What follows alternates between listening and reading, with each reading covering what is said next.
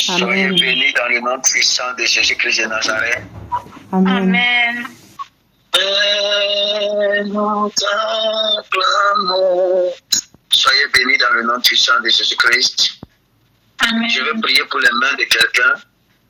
Je décrète et je déclare que l'Éternel bénisse tes mains, afin que désormais tout ce que tu touches, que tu puisses réaliser avec dans le nom puissant de Jésus-Christ. Amen. Que tout ce que tu touches, que tu puisses réaliser avec dans le nom précieux de Jésus-Christ. Amen. Que tout ce que tu touches, que tu puisses réaliser dans le nom précieux de Jésus-Christ. Amen. Très rapidement, nous allons lire la parole de l'Éternel dans le livre de Jean, chapitre 17, le verset 21 au verset 24. Jean, chapitre 17, le verset 21 au verset 24. Afin que tout soit un, comme toi, Père, tu es un, tu es en moi, et comme je suis en toi, afin qu'eux aussi soient en nous, pour que le monde croie que tu m'as envoyé. Je leur ai donné la gloire que tu m'as donnée, afin qu'ils soient un comme nous sommes un, moi en eux et toi en moi, afin qu'ils soient parfaitement un, et que le monde connaisse que tu m'as envoyé et que tu les as aimés comme tu m'as aimé. Père, je veux que là où je suis, ce que tu m'as donné, Seigneur, ce que tu m'as donné, soit aussi avec moi, afin qu'ils voient ma gloire, la gloire que tu m'as donnée, parce que tu m'as aimé avant la fondation du monde. Père, je bénis ton nom pour ta parole. Qu'il me soit permis de la transmettre dans toute sa véracité. Permets-moi de te croître, afin que la gloire et l'honneur te reviennent. Dans le nom précieux de Jésus-Christ de Nazareth. Je veux que tu sois vu au travers de moi, Seigneur. Je veux, Seigneur mon Dieu, que tu sois connu par moi. Je me dispose pour être un vase par lequel, Seigneur, tu passeras ce soir pour toucher, Seigneur, quelqu'un. Mes amis, j'aimerais partager avec vous très rapidement sur le thème que j'ai intitulé « Habiter dans la présence de Dieu », pas simplement la visiter. Habiter dans la présence de Dieu, pas simplement la visiter. Amen. Donne-moi de chanter. Habiter dans la présence. Habiter la présence. Habiter la présence. Quelqu'un dit avec moi, habiter la présence. Habiter la présence. Dis avec moi, habiter la présence. Habiter la présence. Habiter la présence. Habiter la présence. Alors, chers frères et sœurs, dans l'Éternel, dans le Seigneur, ce soir, j'ai envie de vous parler, mon ami, d'une vérité simple, d'une chose qui est très importante, mes amis. Est-ce que vous savez qu'il y a une différence entre visiter la présence de Dieu et y habiter? Entre visiter la présence de l'Éternel, mes amis, et y faire sa demeure. Le texte que nous venons de lire nous parle de l'union, mes amis, que Christ et de la prière qu'il est en train de faire à Dieu. Il dit, Père, je leur ai donné la gloire que tu m'as donnée. Père, je leur ai dit, Tommy, je leur ai donné volontairement la gloire que tu m'as donnée, afin qu'ils soient un, comme je suis un avec toi. Mais comment faire un avec Dieu si tu ne vis pas dans la présence de Dieu? Si tu la visites simplement. Lorsque quelqu'un vit dans la présence de Dieu, mes amis, il transporte l'atmosphère de Dieu. Il n'a pas simplement une atmosphère de façon circonstancielle. Il est permanent dans l'atmosphère de Dieu. Il démontre l'atmosphère de Dieu, mes amis. Il n'a pas besoin qu'on déclenche une atmosphère ou qu'on la crée. Il est l'atmosphère. Il devient l'atmosphère. Pourquoi, mes amis? Parce qu'il vit permanemment dans cette présence. Pour toi cet après-midi, ce soir, c'est que tu vives permanemment dans la présence de Dieu, dans le nom puissant de Jésus-Christ.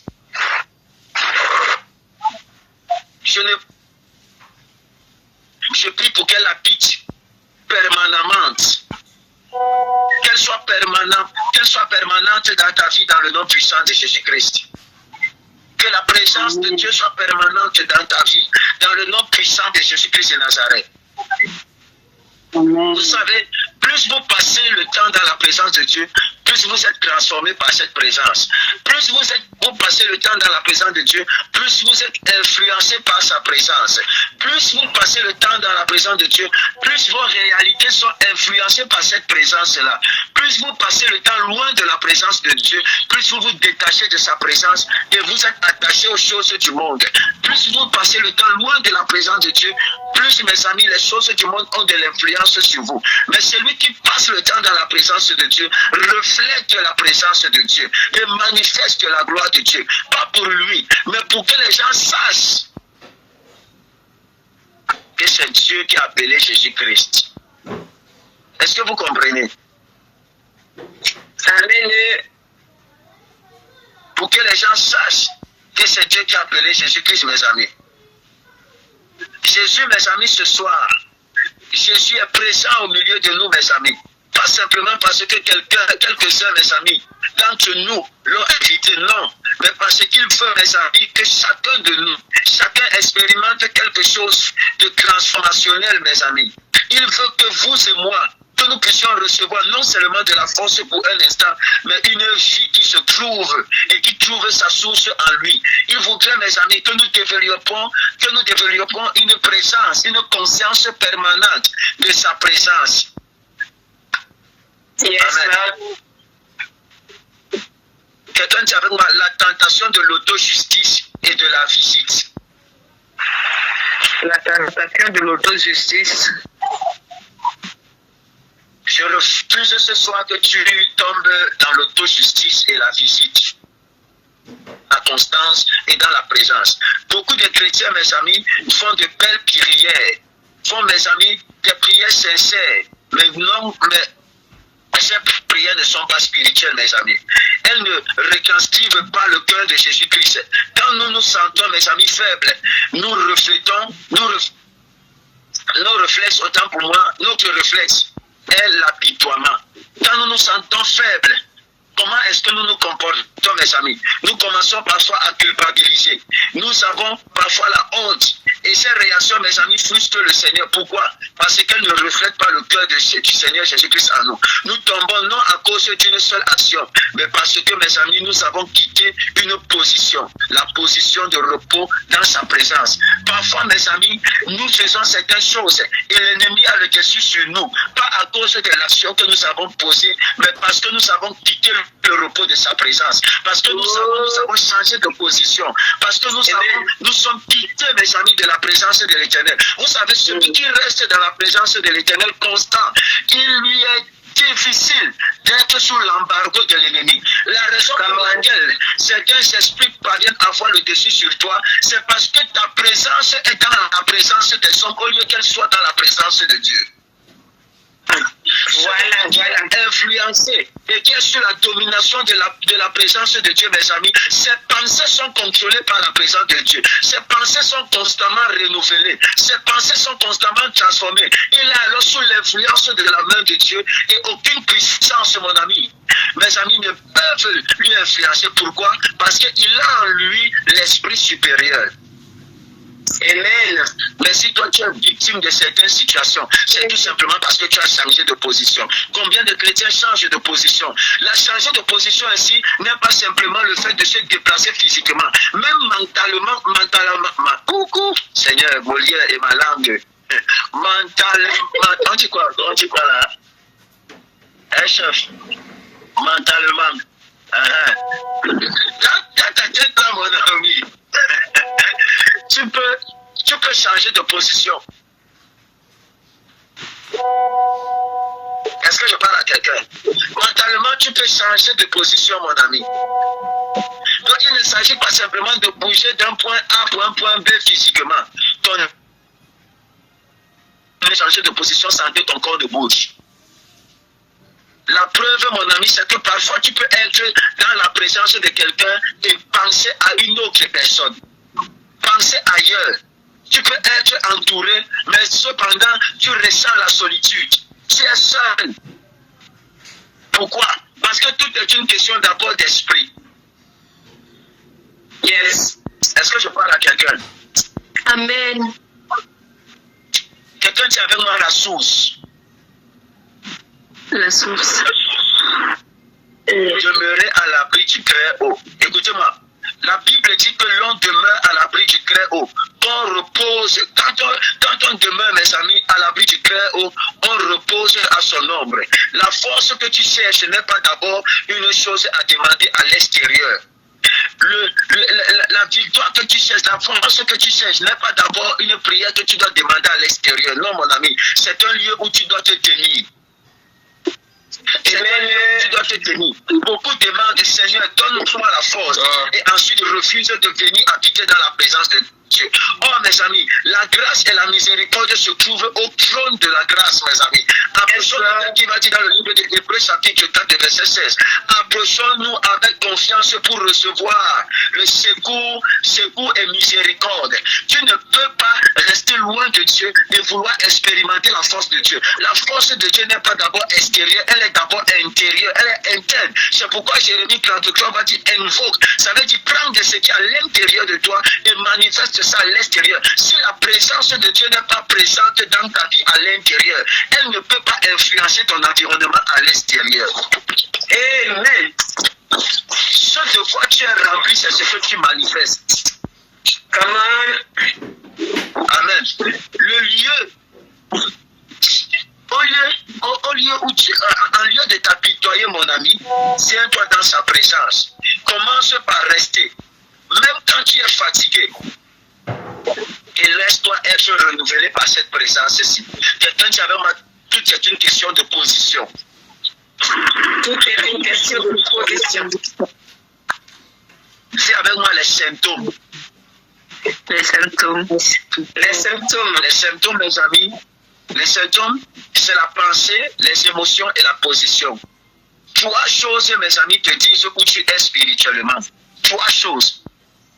Ta pensée, tes émotions et ta position. Tes pensées, c'est quoi? Un homme, mon ami charnel, pense aux choses de la chair.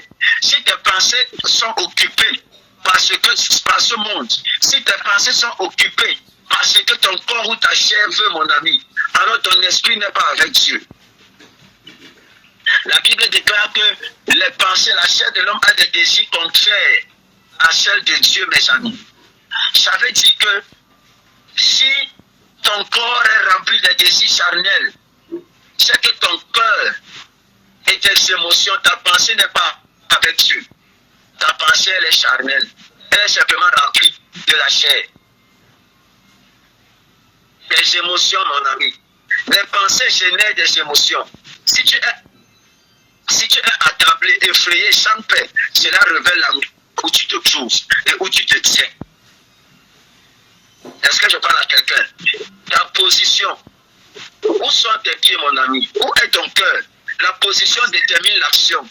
On tombe parce qu'on est tombé de position, mon ami. Yes. Yes, yes. Est-ce que je parle à quelqu'un? On tombe Amen. Parce qu'on est tombé de position, mes amis. Observe tes pensées et tes émotions.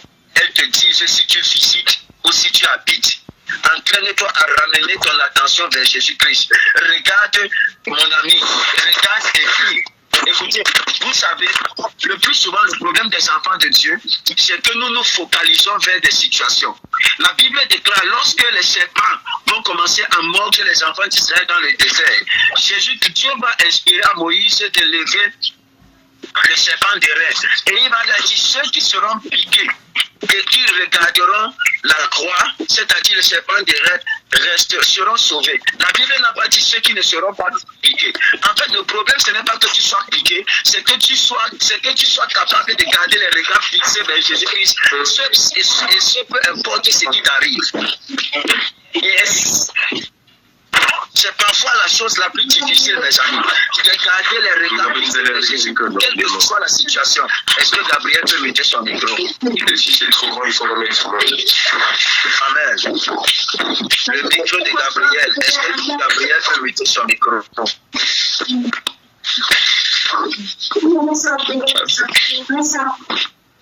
Est-ce que Gabriel... Voilà, merci. Amen. La plus grande difficulté, c'est de garder les regards fixés vers Jésus-Christ. Ce qui fera en sorte que Pierre commence à s'enfoncer. Ce n'est pas qu'il pensait qu'il était comme Jésus, mes amis. C'est qu'il a détourné son regard vers Jésus-Christ. Quand tu détournes ton regard vers Jésus-Christ, ta position change et tu commences à considérer ton environnement, les situations qui se produisent autour de toi, les situations qui se passent autour de toi. Tu commences à les considérer. Et une fois le doute naît, mon ami, et lorsque le doute naît, tu commences à t'enfoncer. J'aimerais dire à quelqu'un ce soir, peu importe ce qui t'arrive, garde le regard fixé vers Jésus-Christ. Amen. Garde le regard fixé vers Jésus-Christ. Amen. Quelqu'un dit avec moi l'amour comme clé. L'amour comme clé. Le brisement qui remplit. Le brisement qui remplit. Écoutez-moi. La première action du Père envers le Fils prodigue n'a pas été de le réprimander, mes amis. La première action envers le Fils prodigue n'a pas été de condamner son fils, mais il a manifesté la joie. Il a manifesté, il s'est levé, il a couru, mes amis. Il a manifesté les craintes vis-à-vis de son fils. Alors dans la présence de Dieu, c'est l'amour de Dieu, mes amis. L'amour de Dieu est répandu dans nos cœurs par le Saint-Esprit, mes amis. Pas pour nous condamner, pas pour nous culpabiliser, mais pour nous faire comprendre que Dieu nous aime et que nous devons toujours être capables de nous rapprocher de lui. Et ce peu importe ce que nous avons fait. Dieu ne nous regarde pas avec un regard de condamnation. Les hommes jugent, les hommes condamnent, mais Dieu, lui qui vit dans nos cœurs, mes amis, compatit, mes amis. Il nous regarde avec un regard d'amour. Il nous demande de nous approcher. Et c'est un amour, mes amis, qui nous brise. Non pour nous détruire, mais pour nous vider de l'auto-justice, mes amis. Et nous rendre capables d'un abandon, mes amis, réel à Jésus-Christ. Quand l'amour te remplit, tu deviens capable d'un sacrifice et d'un service que la chair ne comprend pas. Yes.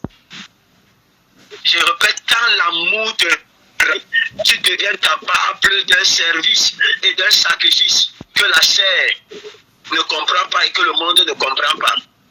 Vérité, papa.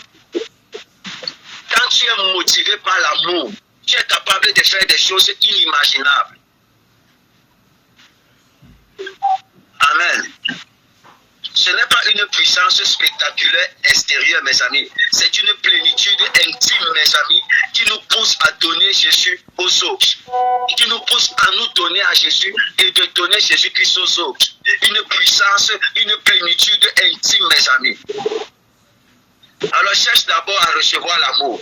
Laisse-toi toucher, briser, remplir. Ce n'est pas une faiblesse, c'est une préparation pour servir l'Éternel. Quelqu'un dit avec moi le piège de la spiritualité extérieure. Le piège de la spiritualité extérieure. Voilà. Beaucoup, mes amis, ont une pratique religieuse. Beaucoup de personnes ont une pratique religieuse, geste, voix, apparence, mais sans habitation, mes amis, de la présence.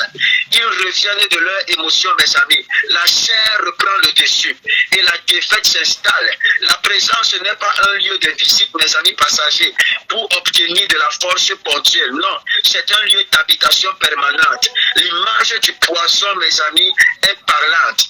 Un poisson qui visite l'eau. Qui visite l'eau, mes amis, meurt. Un poisson qui visite simplement l'eau, c'est-à-dire il vient, il goûte l'eau, après il sort, il meurt. Parce qu'il est en dehors de son habitat naturel.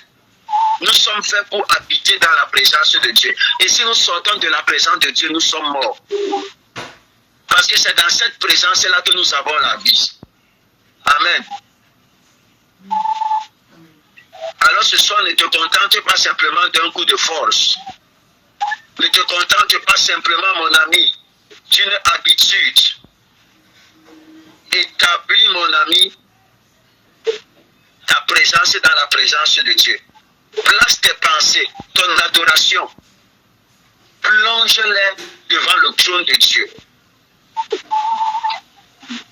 Alors, qu'est-ce que tu peux faire maintenant pour remédier à ça, mon ami, et être dans la présence?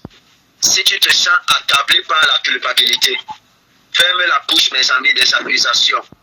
Avance vers le trône de la grâce avec hardiesse et reçois la miséricorde de Dieu. Si tu es fatigué, mon ami, pose-toi dans sa présence et laisse-toi être renouvelé plutôt que de supplier, mon ami, sans t'approcher. Si tu cherches puissance ministérielle, commence par être rempli d'amour, pas par des techniques ou par des performances, mais être rempli de l'amour de Dieu. Maintenant, ce soir, je vais t'inviter. Je vais t'inviter à venir au trône de Dieu tel que tu es. Ferme la porte de la culpabilité, mon ami, et permets à Jésus-Christ de reprendre son amour dans ton cœur, de te briser pour mieux te remplir. Amen. Permets à Jésus-Christ de mieux te vider pour mieux te remplir. Est-ce que vous êtes avec moi? Amen. Amen. Il y a quelqu'un ici, tu as souvent un problème au niveau de ton cœur. Et parfois, c'est comme si tu ressens comme des pincements. Lorsque tu veux respirer, tu as une douleur au niveau de ton cœur. Je veux prier pour toi. Je veux prier pour toi. De là où tu te trouves, pose simplement la main sur ton cœur. Et je prie que le Seigneur te guérisse dans le nom précieux de Jésus-Christ de Nazareth. Toute personne au son de ma voix, Seigneur mon Dieu, étant influencée par ce mal, soit guérie et libérée par la puissance de ton feu, au nom précieux de Jésus-Christ de Nazareth. Amen. Seigneur, nous appelons ta grâce et ta main de guérison, au nom précieux de Jésus-Christ. Amen. Amen. Tu vas faire cette prière avec moi, s'il te plaît. Tu vas dire, Seigneur Jésus-Christ. Seigneur Jésus-Christ. Nous venons à toi tel que nous sommes. Nous venons à toi tel que nous sommes. Merci. Merci Seigneur. Merci Seigneur. Merci parce que à compter de ce soir, ta présence ne sera plus simplement une visite. Merci parce que à compter de ce soir, ta présence ne sera plus simplement une visite, mais une présence permanente pour moi. Mais une présence permanente pour moi. Pardonne-nous Seigneur. Pardonne-nous Seigneur. Parce que nous avons vécu à un moment donné en visiteur. Parce que nous avons été au moment donné en visiteur. Nous avons laissé la culpabilité nous définir. Nous avons laissé la culpabilité nous définir. Ce soir, nous venons à tes pieds afin que tu nous remplisses de ton amour. Ce soir, nous venons à tes pieds afin que tu nous remplisses de ton Brise amour. tout orgueil à nous. Merci pour ton vrai amour. Brise tout orgueil en nous. Brise tout orgueil en nous. Et renouvelle nos forces. Et renouvelle nos forces. Donne-nous la capacité d'habiter auprès de toi chaque jour. Donne-nous la capacité d'habiter auprès de toi chaque jour. Viens Seigneur Jésus-Christ. Viens Seigneur Jésus-Christ. Et fais de nos cœurs un sanctuaire où tu demeures. Et fais de nos cœurs un sanctuaire où tu demeures. Ô Seigneur. Oh Seigneur. Oh Seigneur. Nous avons besoin de toi. Nous avons besoin de toi. Nous avons besoin de ta main. Nous avons besoin de ta main. Manifeste-toi puissamment au nom précieux de Jésus-Christ. Manifeste-toi puissamment au nom précieux de Jésus-Christ. Je vais prier pour vous. Éternel Dieu de gloire et de grâce, nous voulons te célébrer ce soir parce que tu es saint. Nous te disons merci parce que tu es grand et puissant. Nous savons, Seigneur mon Dieu, c'est toi qui transformes les cœurs. Seigneur, nous voulons demeurer dans ta présence. Non pas de façon passive, nous avons soif et nous voulons l'expérimenter dans le nom précieux de Jésus-Christ. Agis puissamment dans les vies Et que la gloire et l'honneur te reviennent. Au nom précieux de Jésus-Christ, nous avons prié. Amen, amen, amen. Amen. Soyez bénis, mes amis. S'il vous plaît, continuez à prier par rapport au programme que nous allons avoir dans la ville de Douala et dans la ville de Yaoundé. Et pendant que vous serez en train de refaire, le Seigneur vous bénira certainement. Soyez bénis. Shalom, Amen. shalom, shalom à tous. Shalom. Shalom. Shalom. Shalom. Shalom. N'hésitez pas à liker, à partager la chaîne et à vous abonner. Soyez bénis.